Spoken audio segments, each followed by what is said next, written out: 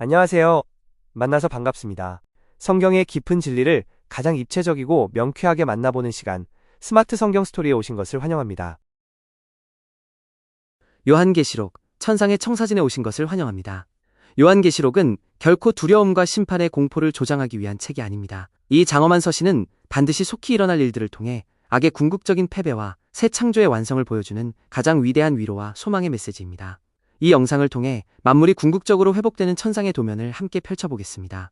사도 요한은 네 가지의 거대한 영적 시점을 따라 우주적인 이동을 경험합니다. 지상에 핍박받는 반모섬 1에서 3장에서 출발하여 통제실인 하늘 천상 4에서 16장으로 이끌려 올라갑니다. 이어 바벨론이 멸망하는 심판의 광야 17에서 20장을 지나 마침내 새 예루살렘이 도래하는 크고 높은 산 21, 22장에 이르며 영광스러운 회복의 파노라마를 목격하게 됩니다. 반모섬에서 요한이 가장 먼저 마주한 것은 영광스러운 인자, 곧 예수 그리스도의 모습입니다. 흰 양털 같은 머리는 영원한 지혜를, 불꽃 같은 눈은 모든 것을 꿰뚫어 보는 통찰력을 상징합니다. 그 입에서 나오는 좌우의 날선 검은 심판과 통치의 권세를, 빛난 주석 같은 발은 악을 짓밟는 공의를, 많은 물소리 같은 음성은 창조주의 압도적 권위를 나타냅니다. 그리고 그분의 오른손은 7별, 곧 교회의 사자들을 쥐고 절대적으로 보호하고 계십니다. 주님은 지상의 7교회를 향해 정밀한 영적 진단 매트릭스를 내리십니다. 처음 사랑을 버린 에베소 교회, 차지도 뜨겁지도 않은 라오디게아 교회를 향해서는 날카로운 책망이 주어집니다. 반면 환란 속에서도 충성한 서머나 교회와 작은 능력으로도 말씀을 지킨 빌라델비아 교회를 향해서는 칭찬과 함께 둘째 사망을 면하고 성전의 기둥이 되게 하리라는 영광스러운 이기는 자의 약속이 주어집니다.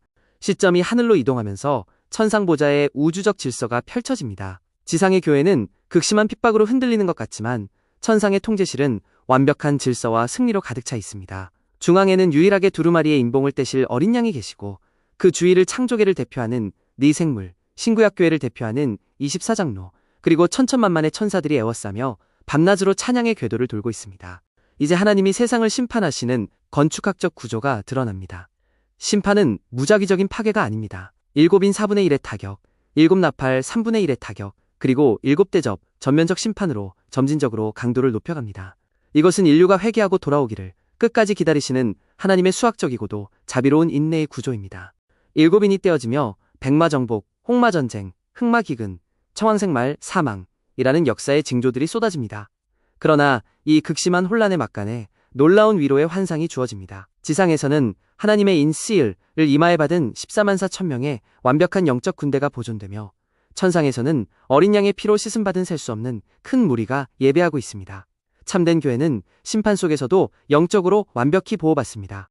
나팔 심판으로 자연계의 3분의 1이 붕괴하는 가운데 교회에게는 두 증인, 두 감람나무와 두 촛대으로서의 막중한 사명이 주어집니다.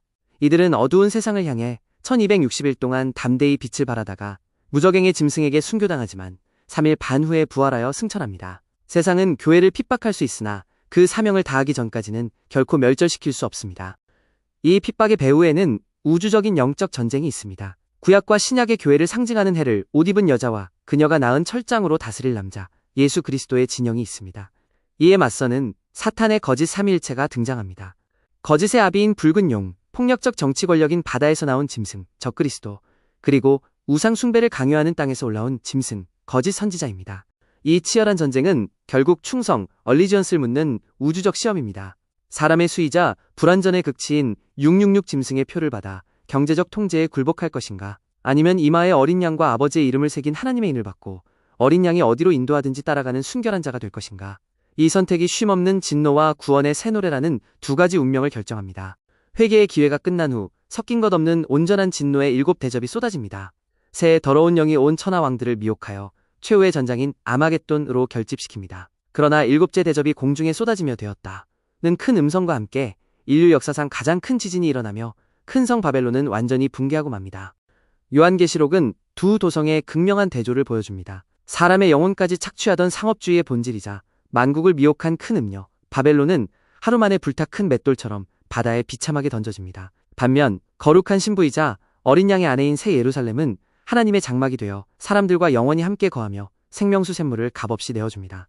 이제 만왕의 왕이 백마를 타고 강림하시며 우주적 악은 최종적 종결을 맞이합니다. 짐승과 거짓 선지자가 산채로 불못에 던져지고 사탄이 무적행에 1000년 동안 결박되는 천년 왕국이 이어집니다. 마지막으로 사탄마저 불못에 던져진 후 크고 흰 보좌 심판이 열려 행위와 생명책에 따른 최종 심판이 집행되며 사망과 음부도 완전히 소멸합니다. 심판이 끝난 후 하늘에서 거룩한 성 새 예루살렘이 내려옵니다. 이 성은 길이와 너비와 높이가 같은 완벽한 정육면체로 지성소 Holy of Holies가 우주적으로 확장된 절대적 대칭을 이룹니다. 사도들의 이름이 새겨진 12기초석 위에 세워졌으며 만국을 향해 활짝 열린 12진주문이 있습니다. 이곳에는 성전이 없습니다. 전능하신 하나님과 어린 양이 직접 성전이 되시어 온전한 연합이 달성되었기 때문입니다.